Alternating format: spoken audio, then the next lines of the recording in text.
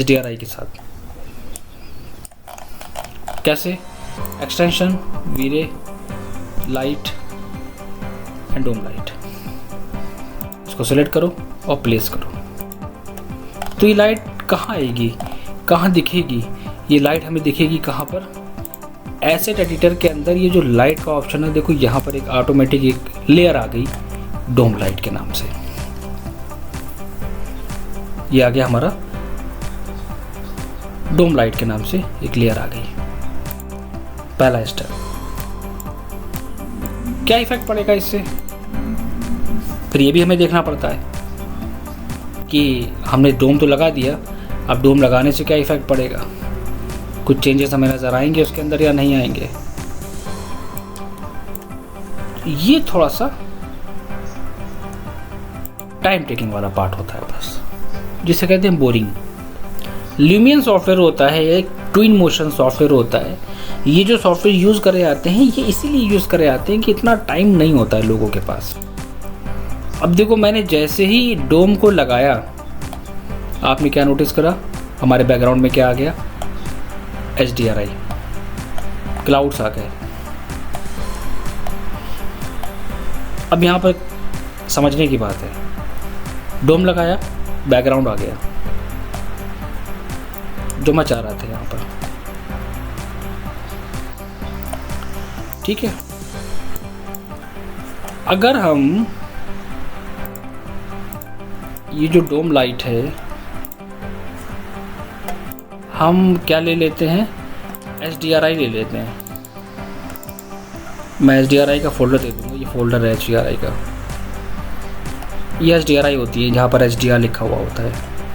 इसको अगर हम ड्रैग एंड ड्रॉप कर दें इस टेक्सचर स्लॉट के अंदर, देखो आपको कहाँ विजिबल हो रहा है ये, कि ये कुछ ऐसा दिखेगा। तो HDRI ऐसे नहीं दिखती है। HDRI को देखने के लिए आपको इसके अंदर ड्रैग एंड ड्रॉप करके प्रीव्यू करना पड़ेगा। ऐसे शो नहीं करेंगे वो कि कौन सा बैकग्राउंड चाहते हो। वो बैकग्राउंड आपका यहीं पे आएगा, शो करेगा वो। ठीक है, एक तो पॉइंट हो गया ये। HDRI को कैसे लगाते हैं? डोम लाइट लगाने के बाद HDRI के टेक्सचर स्लॉट के अंदर जाके HDRI को ड्रैग एंड ड्रॉप कर देते हैं। तो अब ये कैसा सीन आएगा? अब ये भी एक प्रॉब्लम है, चेक करना पड़ेगा। कुछ लोग ऑटो रीजन कर देते हैं, वो स्क्रीन पे दिखा देता है, लेकिन हम मैन्युअली चेक करेंगे इसको कि क्या इफेक्ट आता है, मतलब क्या क्या प्रॉब्लम्स आती हैं। मतलब ये चीज़ यहाँ डिस्कस नहीं कर रहे हैं, यहाँ डिस्कस कर रहे हैं कि क्या फेस करना पड़ेंगे सब चीज़ों को करने में, और वो आपके साथ भी हो सकती हैं, कुछ भी हो सकती है वो। अब जैसे ही मैंने देखो यहाँ पर HDRI दी, तो पता ये चला कि बैकग्राउंड हमारा पूरा ब्लैक हो गया, पूरा बैकग्राउंड ब्लैक।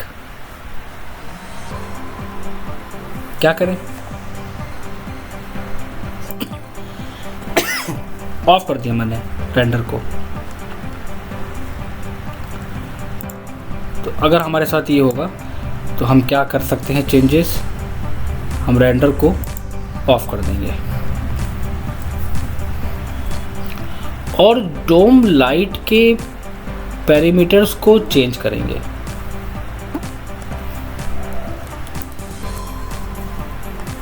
डोम लाइट के पैरामीटर्स को चेंज करेंगे। कहाँ से? This one. हम सन को भी ऑफ कर देते हैं, क्योंकि हमें सबसे मेन पार्ट क्या रखना है, या फिर सबसे मेन पार्ट रखना है क्या? डोम लाइट का। तो मैंने सन को यहाँ से ऑफ कर दिया और डोम लाइट को यहाँ पर हमने बढ़ा दिया 50, उसके अमाउंट को बढ़ा दिया, जिसे कहते हैं इंटेंसिटी। यहाँ पर लिख के भी आता है इंटेंसिटी, दिस वन। कितनी इंटेंसिटी आप रखना चाहते हो, कितना बढ़ाना चाहते हो। तो मैंने जैसे ही 50 करा तो सीन में कुछ चेंजेस हुआ,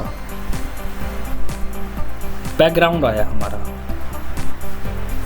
अच्छा, एक बात और भी है, HDRI के साथ साथ उसके अंदर स्काई लाइट और सन भी मिक्स होता है, और विंडो पे रिफ्लेक्शन भी हमारा HDRI का आ रहा है, क्योंकि हमने विंडो पे हाई ग्लॉसी दिया है, हाई रिफ्लेक्शन ऐड करा है वहाँ पर, लेकिन अभी भी क्लियर नहीं है।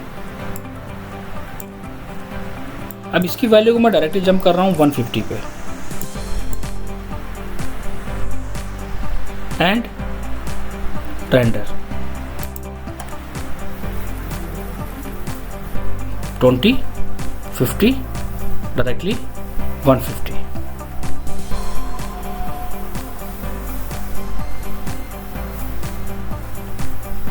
इन्वायरमेंट मेरा और ब्राइट हुआ, राइट?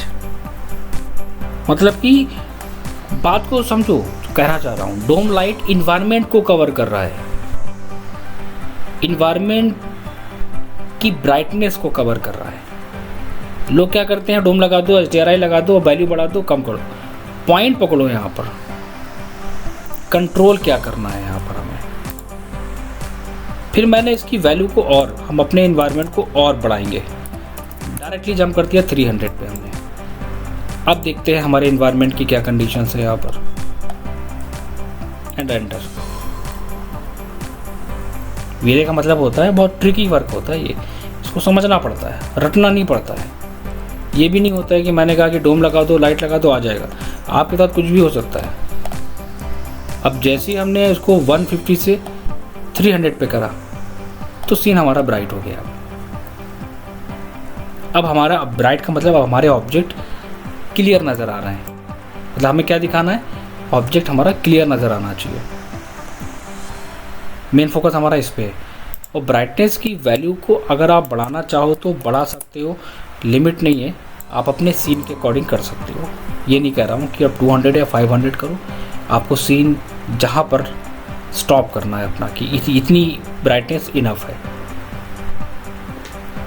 इससे हमारा काम चलेगा। ये मैंने कितना दिया है, 500, आई थिंक इनफ है। ऑब्जेक्ट बिल्कुल क्लियर नज़र आ रहा है, एक प्रॉपर रिफ्लेक्शन हमारा आ रहा है किस पे, इसके ऊपर, ग्लास के ऊपर। अब इसी के साथ हम एक चीज़ और कर सकते हैं, क्योंकि अच्छा नहीं लग रहा है। इन्वायरमेंट की लाइट तो बढ़ गई है लेकिन सन नहीं आ रहा है, क्योंकि सन को तो हमने यहाँ पर ऑफ कर दिया था। अब अगर हम सन को भी ऑन कर दें तब क्या होगा। अब ये पॉइंट कि डोम के साथ साथ अगर हमने सन को भी ऑन कर दिया तब ये क्या इफेक्ट हमारा कवर करेगा इन्वायरमेंट के साथ। अब अगर हम सन को ऐड कराएंगे वहाँ पर, तो सन की जो लाइट है वो तो ऐड होगी, डोम की लाइट के साथ मिक्स करेगा, ओवरलैपिंग करेगा। वो ऑलरेडी ब्राइट है, वाइट है, सन हमारा ब्राइट है वाइट कलर में, डोम लाइट भी रिफ्लेक्शन देता है इन्वायरमेंट की वाइट में, दोनों आपस में ओवरलैपिंग होगी तो क्या होगा, सीन कैसा होगा, ब्राइट हो जाएगा ना। वही देखो कंडीशंस यहाँ पर आएगी।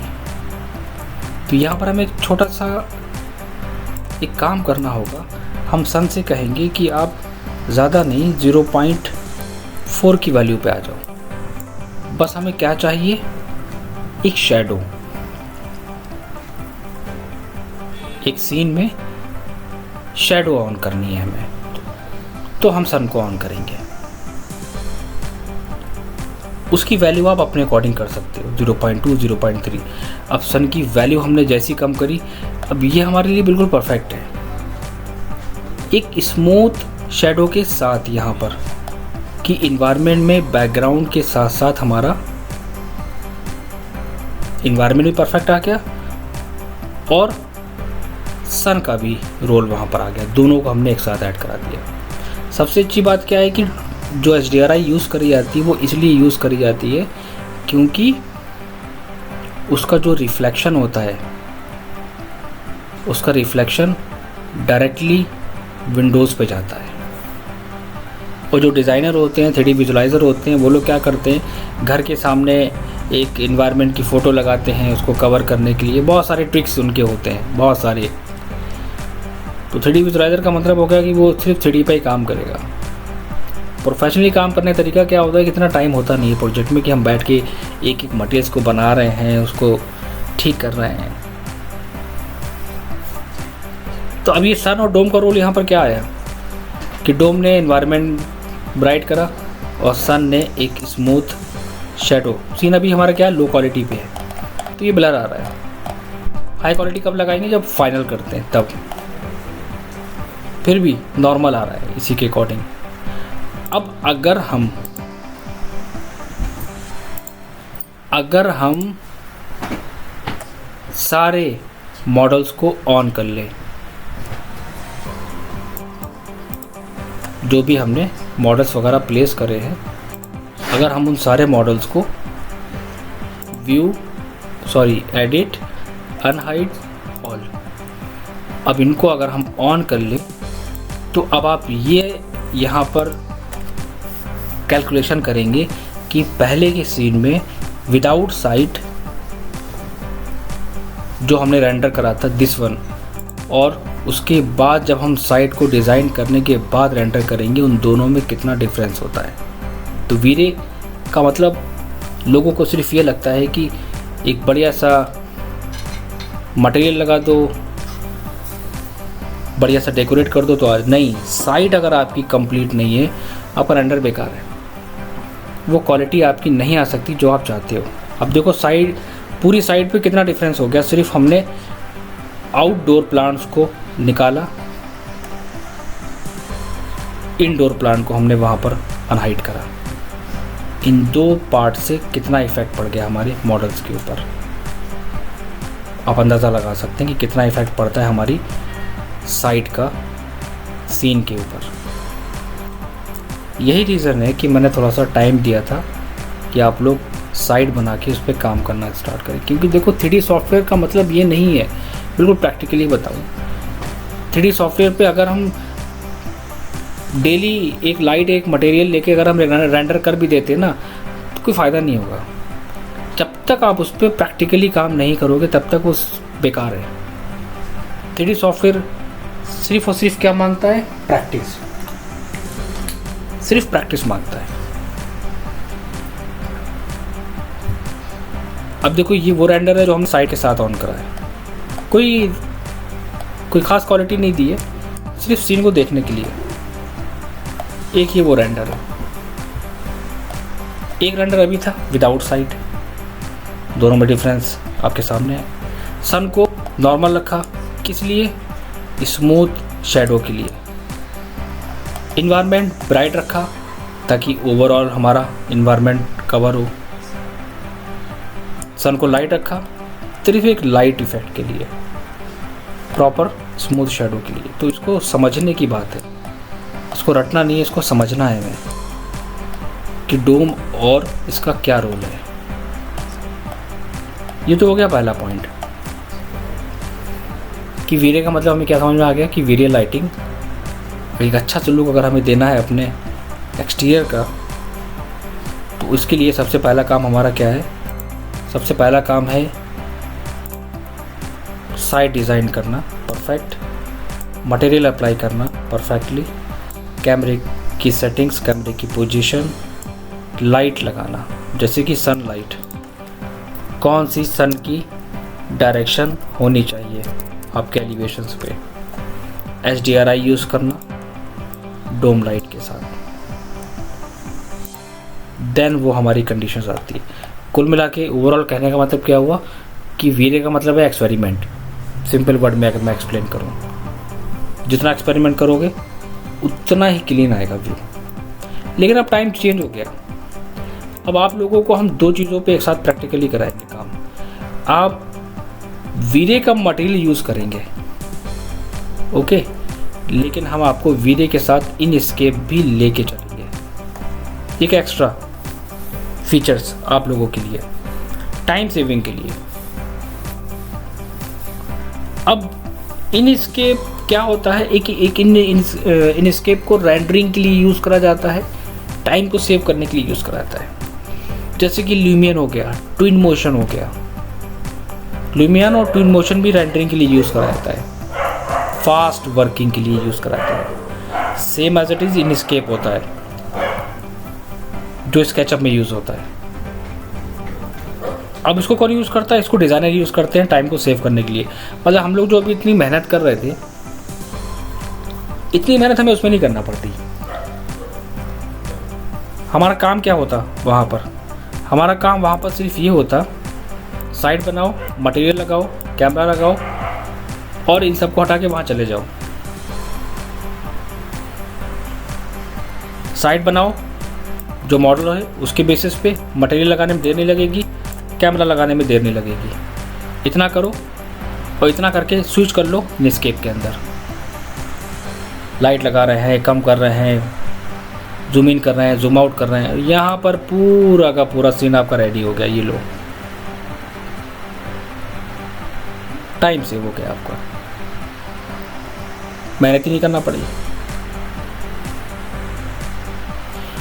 दूसरा पॉइंट क्या है, दूसरा ये है कि हम इतना फास्ट काम इसमें कर लेते हैं। जो हम वीडियो में एक एक मॉडल लगा के अभी हम हाइड कर रहे थे, उसको देख रहे थे, इसमें क्या है, फास्ट वर्किंग। इनके खुद के मॉडल्स है यहाँ पर। अगर आप इस पे जाओगे तो यहाँ पर इन्होंने अलग अलग ऑप्शन दिए, एसेट लाइब्रेरी। अब सोचो हम स्केचअप की लाइब्रेरी यूज़ करते हैं, बिल्कुल एज इट इज़। क्या यूज़ करना है, ट्री, बहुत सिंपल सॉफ्टवेयर है। क्या लगाना है आपने, देखो इतने सारे मॉडल्स आ गए हमारे पास, ये लगाना है कहाँ पर, लोकेशन, डबल क्लिक। अब देखो मैं पूरी साइट बना लूँगा इससे। इतनी देर में तो हम स्केचअप का एक मॉडल लगाते तो उसमें भी टाइम लग जाता। मैं यहाँ पर डिफरेंट ट्रीज को ऐसे यूज़ कर लूँगा।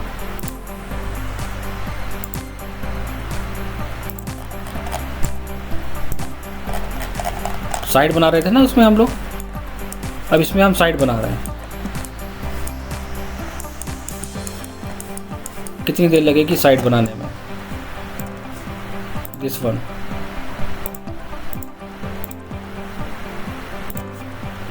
इतना हमने बनाया, अप्लाई एंड सेव, और ये आ गए। अब देखो सीन हमारा कहाँ गया, ये देखो बन गई पूरी साइट। क्या हम इतनी तेज काम कर पाते स्केचअप और वीडियो के साथ? आई डोंट थिंक सो कि हम साइट इतनी फास्ट क्रिएट कर पाते, मुझे नहीं लगता। सिंपल हम गए वहाँ पर, चीज़ों को हमने सर्च करा, इससे क्या हुआ, टाइम सेव हो गया। वहाँ पर अगर हम इतना सा भी काम करते, सिर्फ इतना सा भी काम करते, तो एक मॉडल लगाने के बाद हमारी फाइल की जो हालत होती, वो करोगे तब पता चलेगा कि कितना लैग करता है वो। यहाँ पर हमने फास्ट काम करके चेंज कर लिया, अप्लाई एंड लीव।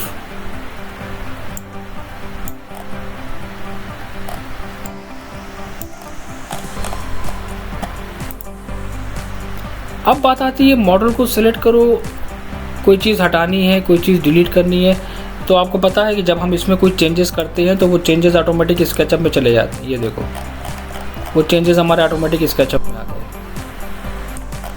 अब अगर हम यहाँ से कोई मॉडल हटाएंगे तो वहाँ से ऑटोमेटिक हट जाएगा। सबसे फास्ट काम ये होता है कि वर्किंग स्केचअप पे भी होती है, लेकिन उनके लिए फिर आपके पास हर एक लाइब्रेरी होना इम्पॉर्टेंट है, आपके पास हर एक कलेक्शंस होना इम्पॉर्टेंट है, आपके पास टेक्सचर होना इम्पॉर्टेंट है। तो एक स्मार्ट वर्क करो, एक स्मार्ट वर्क करो वहाँ पर। तो हमने ये चेंजेस करे तो वहाँ पर चेंजेस ऑटोमेटिक हो गए होंगे। ये देखो ऑटोमेटिक चेंजेस हो गए वहाँ पर।